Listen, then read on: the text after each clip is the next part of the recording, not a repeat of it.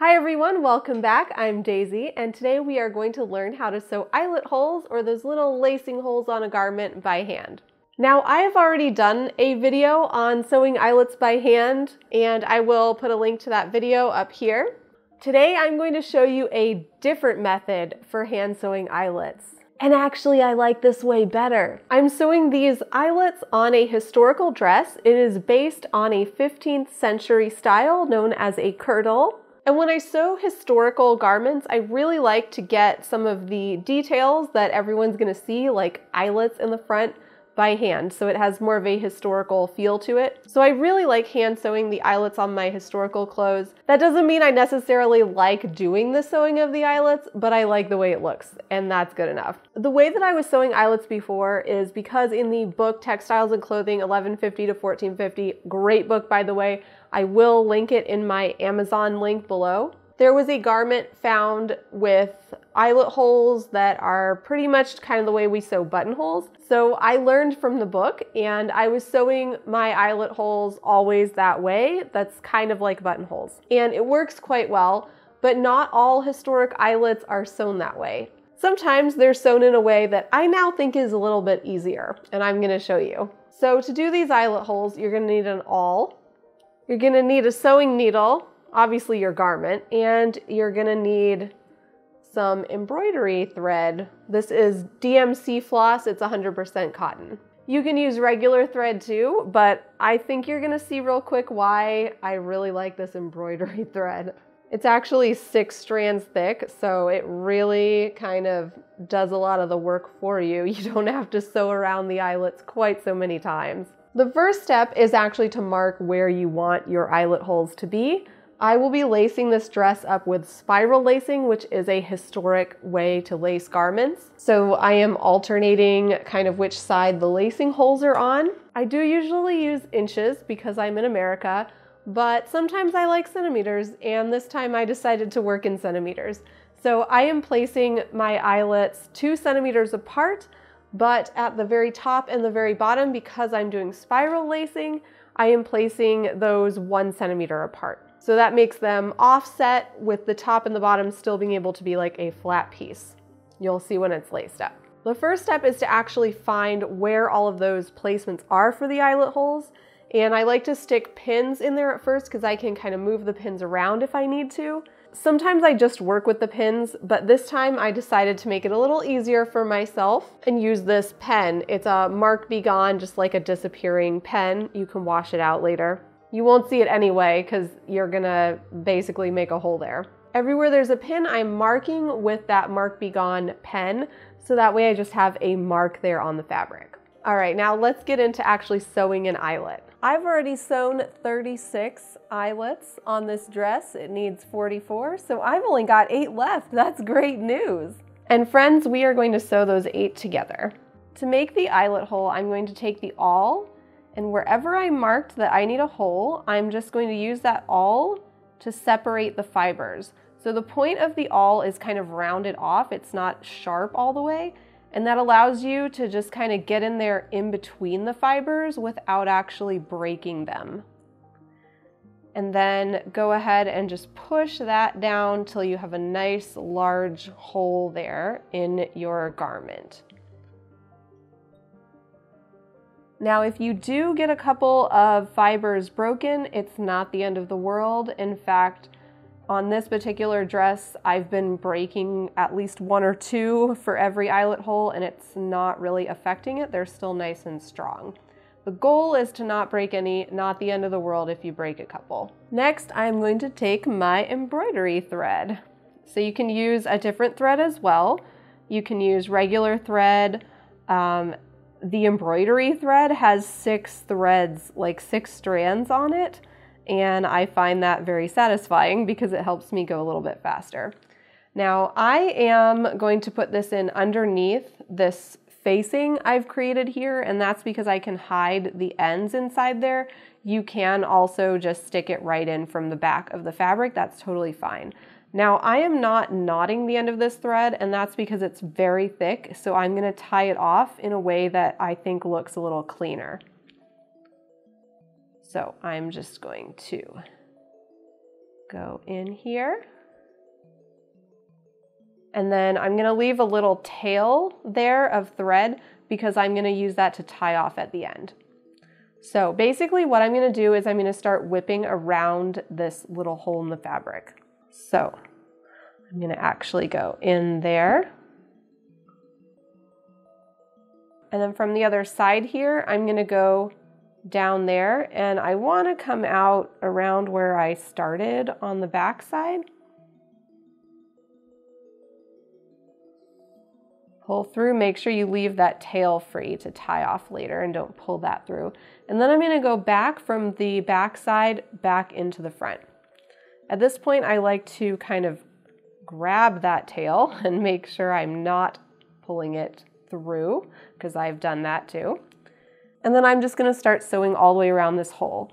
So I'm going to go down here, close to where I was before, and then back up through the eyelet hole. And again, I'm going to go down and then back up through the eyelet hole. So we're starting to get a nice little stitch around the edge. Now, as you sew these, the hole may want to start closing up a little bit, so just use your awl and just kind of coax it to be larger again.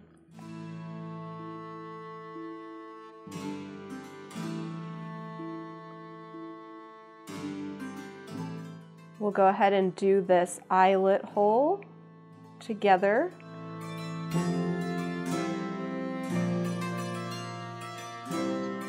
So every couple stitches or so, I usually find that I'm poking it again with the awl just to make sure it stays wide open.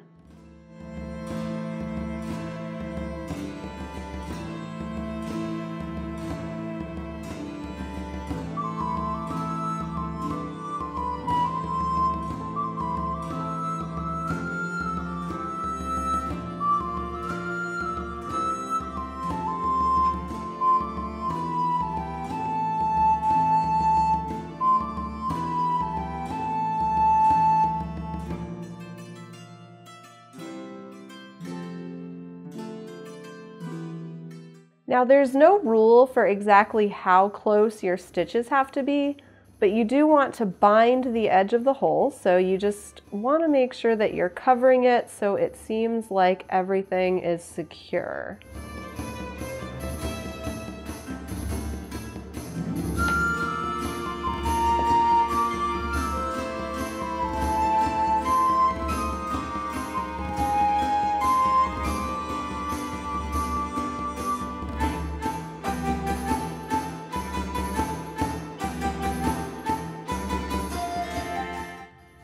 I am creating these eyelets for a very special 15th century project, and I will be showing the rest of it very soon. Okay, when you get to the end, you're just gonna go right through.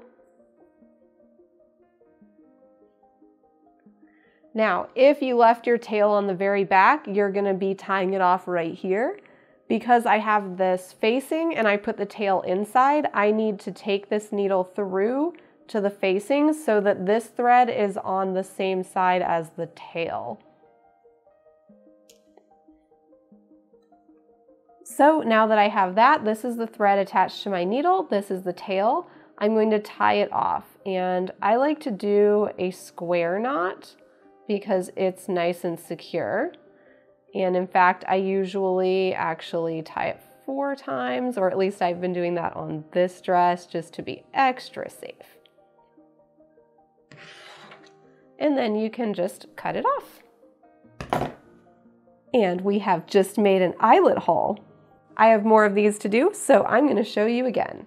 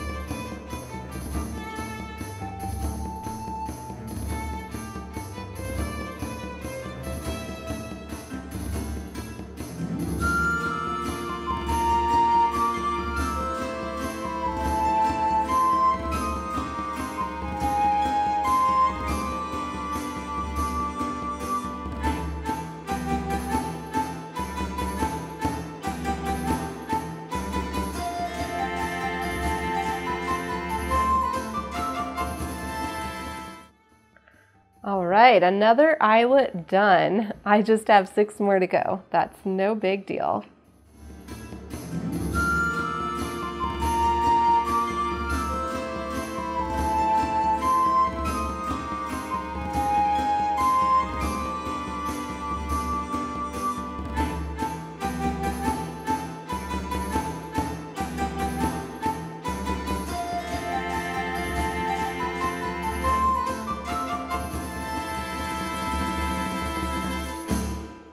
All right, and there's another one. We are moving right along. And here are how my eyelets look. This is obviously something you can use on historical clothing. You can also use it on fantasy costumes, modern clothing, really anything you want. Once you have your garment with your eyelet holes, you can lace up using your favorite cord or ribbon. For this dress, I'm actually going to be making cord out of this, and I'm gonna do a video on that next. So make sure you come back for that if you wanna learn how to make your own cord, which is in fact a medieval method.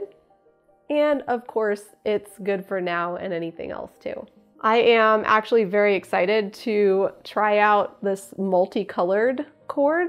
I think it's gonna look really cool on that pink dress. And with that said, if you are not already subscribed, make sure you subscribe and hit that notification bell so you actually see that when I post it. You can find me on most of the social medias. I am Daisy Viktoria. My website is daisyviktoria.com. And a huge thank you to my patrons who help to make continued content creation possible. I hope you all have a magical day, and I'll see you back real soon to make some cord. Bye-bye.